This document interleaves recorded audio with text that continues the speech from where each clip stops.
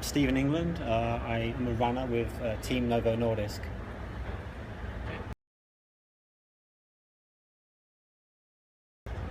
This is my third full year with the team. I'd heard about them in 2011 when a friend of mine told me that they were running across America, and I was running a lot and being type 1 diabetic for a while, a long time, and he said, well, why aren't you doing this? Why aren't you with the team? And it was kind of like, well, why do I want to do that? It's like being very much out there and exposed, and I really just want to keep my diabetes private. And he said, well, maybe you should reconsider that opinion and think about the team some more. And within a year from that conversation, I was running a race up in Colorado. It was my first 100-mile race. And it was kind of ironic because the team were there with two of the guys. So I met them there, and when I completed that, they said, well, do you want to join the team now? And my opinion changed, and I joined in summer of 2012. Yeah, my mindset has changed incredibly from knowing about the team and now being part of the team. It goes back to my own diagnosis when I was 14 and getting diagnosed just out of the blue, really no one in my family history and not knowing anything about it. Yeah. And being sporty already, it was my next kind of thing was, well, who's famous that runs or who's famous that plays football? And other than, I guess, Gary Mabbott at Tottenham, and Steve Redgrave, the rower, there was no one really out there, and it was a struggle to find that perfect role model for me. And that's what I love about the team so much, is that I feel like diabetes is such a global epidemic, and people need role models and inspiration. And now with Team Novo Nordisk, that's what we can do. And I really feel like that 14-year-old that's being diagnosed today right now and is scared of what's to come of their future can hopefully find us and find me and my story and know it's going to be okay. Yeah, I think I see that too. Yeah, I mean, it's about putting on some sort of clothing linked to something and saying, it's like I'm diabetic, it's okay, and I'm out here and I'm exercising. It's been a pretty hectic trip for me. My purpose of being up here in Boston was to be a pacer for the ADA 5K sponsored by Novo Nordisk this morning.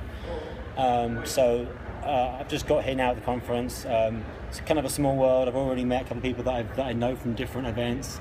One was Margaret. She's from North Shore, Long Island Jewish Hospital, where I did a talk with them literally 2 weeks ago, maybe 3 weeks. But I was like, oh, Margaret. She said, oh, Stephen. And rather than shake hands, we're hugging. And it's just like that kind of environment where I've only met her once, but we already have this great bond together where she knows my story. And that's cool. It's nice to meet people from all over she's in Long Island, but you can meet people from across the country, across the world. That's why it's a great event. Exactly. I think it's the same way that we met, as we met at the race this morning and we know each other through Twitter. Yeah. And it's like you've been following each other for a couple of years, and it's like, and there's the real person behind that Twitter account. Suddenly you get more than 140 characters and there is this whole different person behind it. It's really interesting. I think it's huge, it goes back to when we had that conversation where, do you know about the team? I says, I kind of do, but it's not really for me. And once I made that decision to change my outlook on life and about being more just a runner for myself and being a runner for everybody else, not even with diabetes, with other conditions, other problems, because there's so many illnesses in the world and people have excuses why they can't do things. And social media is fantastic, and when I made that decision to be an athlete of Team Novo Nordisk, I was like, I'm going to be more open with those channels too. So my Facebook page, or I have my own website, and I blog about my races there, and Twitter and Instagram and all those kind of fun things. I mean, they're fun, but they're also important, so you can have a kind of a conversation through the web, which is great. If you don't mind me asking, in terms of medical breakthroughs and what's happening like that, I really don't focus my attention or time on it. It's not really what I really just overthink about. Like, I'm a very healthy and active type 1 diabetic. My kind of purpose in life almost is to show people that you can run, and you can run extreme distances and conditions, and you can inspire people with diabetes. People are looking for these kind of short roads to the solution, to the cure.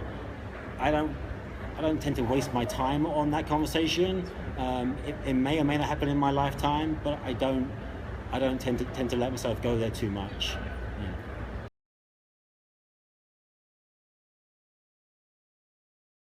I'm on a pump now.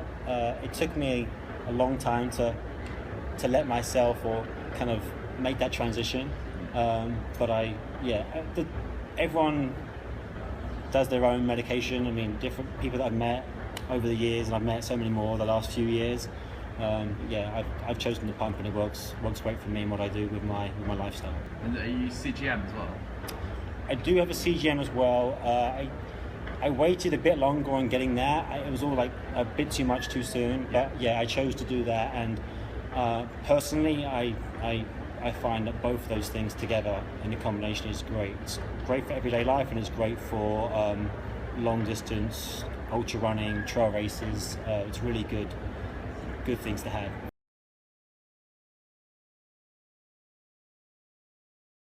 Right. You can just watch it happen. Yeah, I mean, I'll always say that blood testing will never be beaten. You need to always test before, during, and after your exercise. Yeah.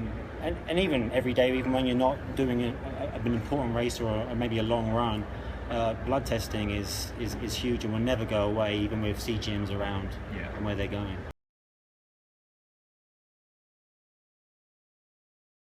Yeah, it's a long time. So my first 100, talking about Leadville again, was I didn't have a CGM. So my plan was to test every hour at minimum. And if there was an aid station, I would take off my backpack and refuel, get some more nutrition, either from my crew or from the volunteers, and I would do a test there. Well, the race took me 28 hours. So you're going at it for over a day, and I kind of looked back at that and thought, well, how long does it take me to do a blood test? Because I wasn't gonna keep moving and doing it. I would stop and find a nice high rock, like a table, and get all set up, or my pacer would help me. So 28 hours, 28 blood tests, plus the other aid stations and start finish. I think I did about 40 blood tests, which is probably about 40 minutes of lost time on the course. And the real crazy thing about that was that the course is so hard. It's got a 45% finish rate because it's at altitude. It's 100 miles long. I mean, I'm from Surrey. I live in New York. I'm a sea level guy. A lot of reasons why I shouldn't be able to finish that race, but those 40 minutes lost helped me so much complete the race. Whereas 55% of people who probably, I'm pretty sure, are not diabetic and maybe don't have anything serious condition, had an excuse why they couldn't finish it. Like their knee hurt, or they're cramping too much, or the cut-off time. I don't let things get in the way of finishing races. I use my diabetes to kind of fuel me inside, and it's one of those like mantras I have with myself, where I can't quit diabetes, therefore I can't quit any race that I've run. So in all of my running since 10 years old through to 35 today, I've done hundreds of races. I've always finished every single race, no matter the distance or the weather or whatever. So I'm really proud of that the most. That's more important to me than winning a race. Yeah, it's sort of the concept of I can keep myself alive, so I'm sure I can manage running a couple more months. The management of it and the blood testing is crucial.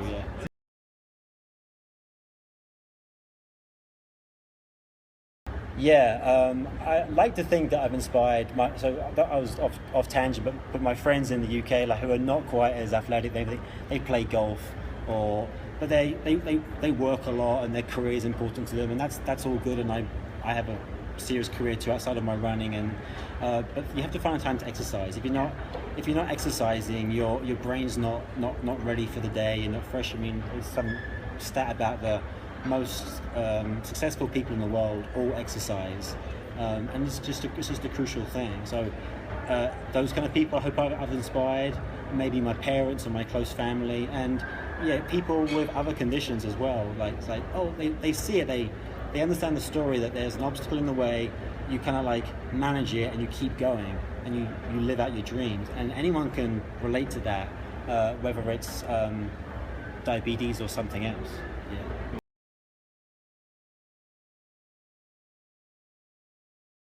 Yeah, I mean, I understand the concern, but they really shouldn't be. I mean, it's really something they have to work on with their healthcare provider. They should have an endocrinologist, a nurse, and even a nutritionist. If you have a good team, which you should, they're out there. Sometimes you have to just find them a bit harder than maybe you want to, but you have a good team around you, they'll support you whenever you do.